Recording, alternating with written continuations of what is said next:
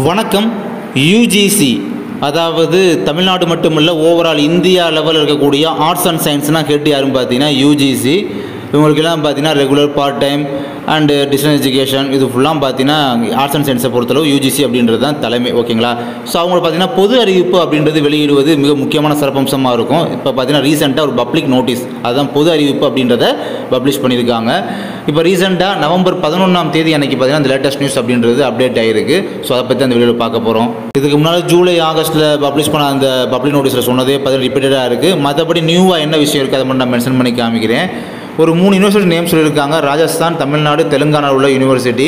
அதில் குறிப்பாக நம்ம தமிழ்நாடுன்னு பார்க்கும்போது பெரியார் யூனிவர்சிட்டி. ஸோ அங்கே என்ன சொல்லியிருக்காங்கன்னா அங்கே ஒரு ஆன்லைன் ப்ரோக்ராம்ஸ் 2 அகாடமிக் இயருக்கு உள்ளது. ஸோ அதெல்லாம் பார்த்தீங்கன்னா என்டர்டைல் கேட்டகரியில் உள்ளது கூட பார்த்தீங்கன்னா அங்கெல்லாம் பேன் பண்ணி வச்சுருக்கோம். ஸோ அந்த ஆன்லைன் ப்ரோக்ராம்லாம் ஆஃபர் பண்ணலை, பேன் பண்ணியாச்சு. எங்கே? தமிழ்நாட்டில் உள்ள பெரியார் யூனிவர்சிட்டி. ஸோ அங்கே ஆன்லைன் கோர்ஸ்லாம் இங்கே படிச்சுக்கிற வேண்டாம், அவங்க வந்து பேன் பண்ணிட்டோம் அப்படின்றத தெளிவாக சொல்லிட்டாங்க. அப்புறம் அஸ் யூஸ்வலாக அவங்க சொல்கிற மேட்டரை தான் ரிப்பீட் பண்ணி வச்சுருந்தாங்க. பட் இருந்தாலுமே இந்த ப்ரொஃபஷனல் கோர்ஸை பற்றி பார்த்தீங்கன்னா சொல்லியிருந்தாங்க. இதுவும் ரிப்பீட்டட் இன்ஃபர்மேஷன் தான். பட் இருந்தாலும் தெரியாதவங்களுக்கு தெரிஞ்சுக்கோங்க. என்ன பார்த்தீங்கன்னா ஒரு 14 to 17 கோர்சஸ் அப்படின்றது இருக்குது. இதுதான் ப்ரொஃபஷனல் கோர்சஸ். இதெல்லாம் பார்த்தீங்கன்னா இந்த ப்ரொஃபஷனல் கோர்ஸ் வந்து டிஸ்டன்ஸ் எஜுகேஷனில் வந்து கண்டக்ட் பண்ணக்கூடாது. இப்போ engineering, medical, psychology, occupational therapy and pharmacy, nursing, dental, architecture, law, agriculture, அப்புறம் hotel management, catering technology, aircraft maintenance, visual arts and sports, aviation.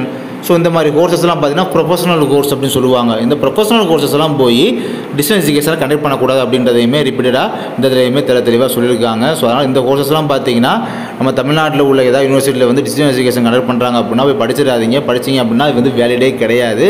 நிறையா பேர் லாலாம் படிச்சுக்கிட்டு, அதாவது LAW லாலாம் படிச்சுக்கிட்டு மாட்டினவங்க தமிழ்நாட்டில் பல பேர் இருக்காங்க. அதெல்லாம் ப்ரொஃபஷனல் கோர்ஸை கரஸில் பண்ணக்கூடாது. ஓகேங்களா? நன்றி.